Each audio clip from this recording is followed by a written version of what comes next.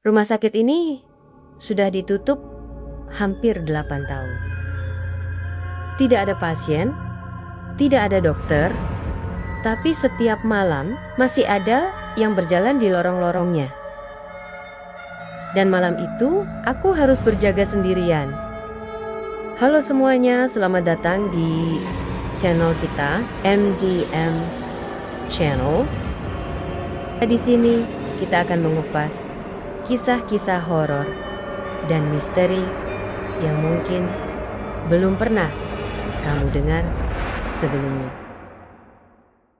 Jadi, siapkan diri kamu karena cerita malam ini bisa jadi akan membuatmu sulit tidur. Namaku Alia, aku adalah seorang perawat kontrak di sebuah rumah sakit swasta yang terletak di kota kecil. Suatu sore yang biasa, saat aku sedang bersiap untuk pulang, kepala ruangan memanggilku ke kantornya. Ekspresinya serius. Alia, katanya, malam ini kamu dapat giliran jaga di gedung lama. Aku terdiam sejenak. Gedung lama? Gedung itu sudah tidak terpakai sejak kebakaran hebat yang terjadi 8 tahun lalu. Seluruh operasional rumah sakit dipindahkan ke gedung baru di sebelahnya. Aku mencoba memastikan gedung lama bukannya sudah kosong. Dia mengangguk. Katanya tugasnya sederhana. Hanya menjaga beberapa arsip dan alat-alat medis lama yang belum sempat dipindahkan.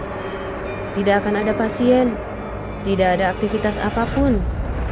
Hanya aku sendirian di gedung yang sudah terbengkalai. Sejujurnya, bulu kuduku langsung berdiri. Tapi sebagai pegawai kontrak yang butuh pekerjaan, aku tidak punya pilihan selain mengiyakan. Menolak perintah bisa berarti kehilangan pekerjaanku. Jam 9 malam, aku tiba di depan gedung lama. Suasananya benar-benar berbeda dari siang hari. Gedung itu berdiri megah namun sunyi, diselimuti kegelapan pekat. Cat di dindingnya sudah mengelupas di banyak tempat, meninggalkan bekas-bekas kehitaman seperti luka lama. Satu-satunya penerangan hanyalah lampu lorong utama yang berkedip-kedip dengan lemah seolah-olah nyawanya sudah di ujung tanduk. Saat aku melangkah masuk, udara di dalam terasa jauh lebih dingin dan pengap daripada di luar. Dingin yang menusuk tulang, rasanya seperti masuk ke dalam sebuah makam raksasa. Ada perasaan aneh yang menyelimutiku. Perasaan bahwa tempat ini tidak pernah benar-benar kosong. Jam 10 malam. Aku sudah duduk di pos jaga, sebuah ruang administrasi tua yang penuh debu. Aku mencoba menyibukkan diri dengan membaca buku, berharap waktu berlalu lebih cepat. Suasana begitu hening sampai aku bisa mendengar detak jantungku sendiri. Tiba-tiba, di tengah keheningan itu, aku mendengar sebuah suara roda yang berputar. Seperti kursi roda yang didorong di atas lantai keramik, pelan dan berderit. Suaranya datang dari lorong di sebelah kananku. Awalnya aku berpikir, mungkin itu Pak Satpam yang sedang berpatroli. Aku memberanikan diri untuk keluar dan memeriksa. Lorong panjang itu kosong melompong. Hanya ada lampu yang terus berkedip, menciptakan bayangan menakutkan di dinding. Sunyi senyap. Tidak ada siapa-siapa. Aku kembali ke meja jaga, mencoba menenangkan diri. Mungkin aku hanya salah dengar. 5 menit kemudian, suara itu terdengar lagi. Kali ini lebih jelas, lebih dekat, berderit, Suaranya seolah bergerak pelan, mendekati ruangan. Aku merinding hebat.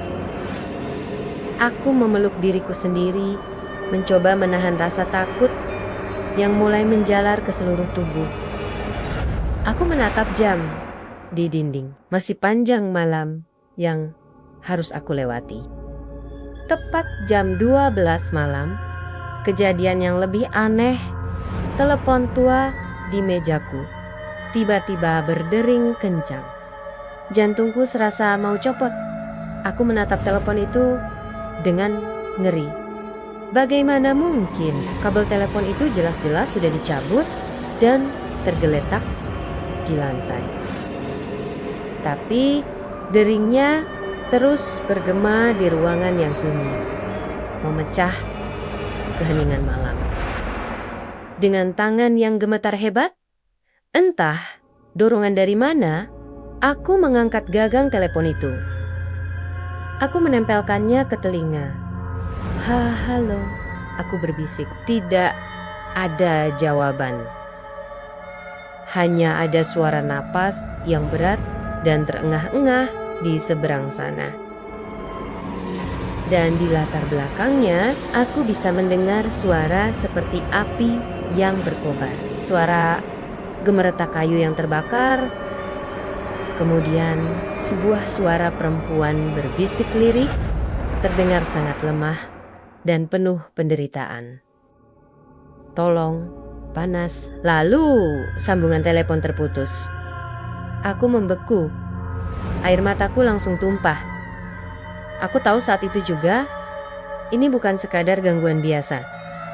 Ini adalah sesuatu yang lain, sesuatu yang seharusnya tidak ada di sini.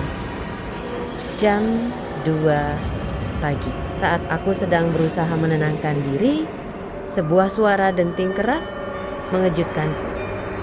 Lift tua di ujung lorong tiba-tiba menyala. Padahal semua orang tahu, lift itu sudah rusak parah sejak kebakaran dan tidak pernah diperbaiki.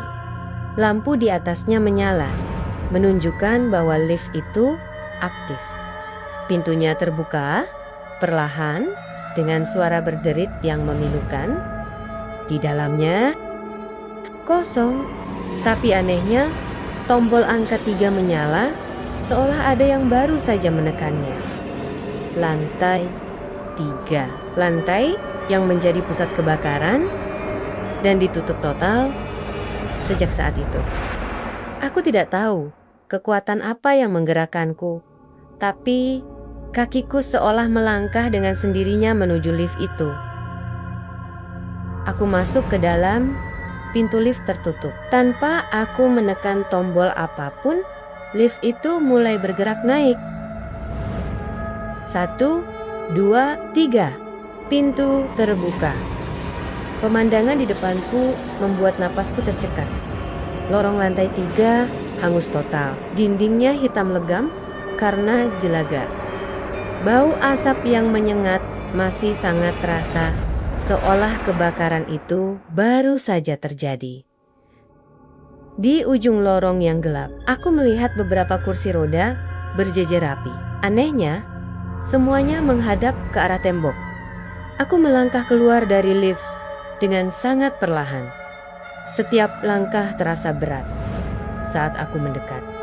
Salah satu kursi roda itu bergerak dengan sendirinya, berputar pelan menghadapku. Aku terpaku.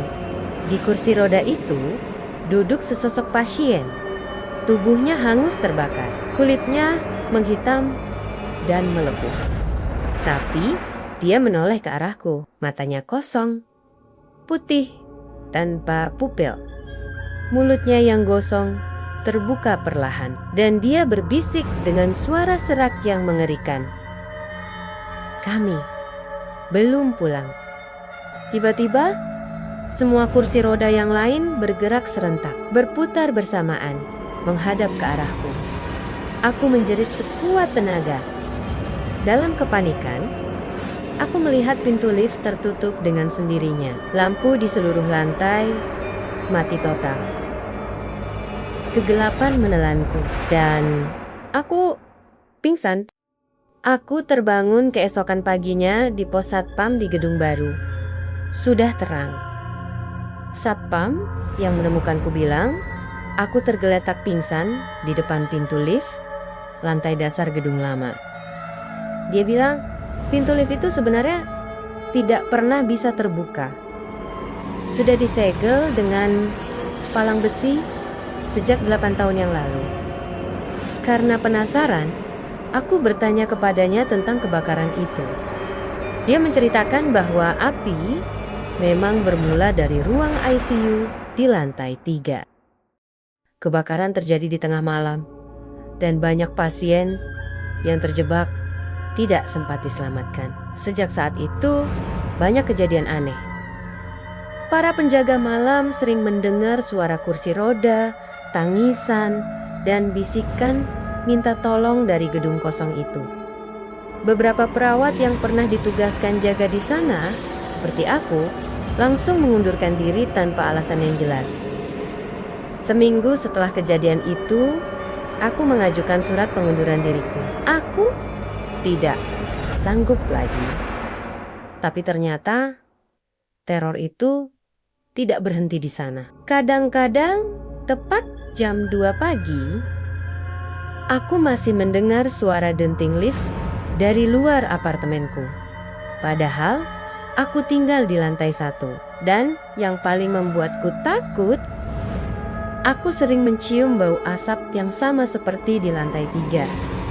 Di kamarku sendiri, saat aku sendirian. Apakah arwah para pasien itu belum menemukan jalan pulang? Atau ada sesuatu yang lain? Sesuatu yang jahat, yang sengaja menahan mereka di sana? Kalau kamu suka dengan cerita seperti ini, jangan lupa untuk subscribe channel ini. Dan kalau kamu punya pengalaman horor pribadi, jangan ragu untuk bagikan di kolom komentar. Karena mungkin cerita berikutnya adalah ceritamu. Sampai jumpa lagi.